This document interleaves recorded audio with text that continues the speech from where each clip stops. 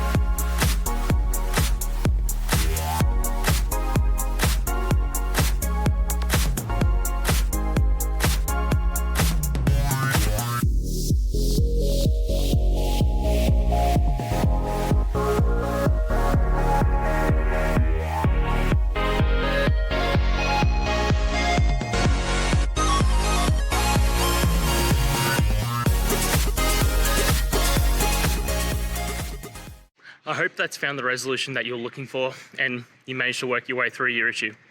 Please, if it did help, hit subscribe. I'd really appreciate it. And until the next technical time you need help, have a good one.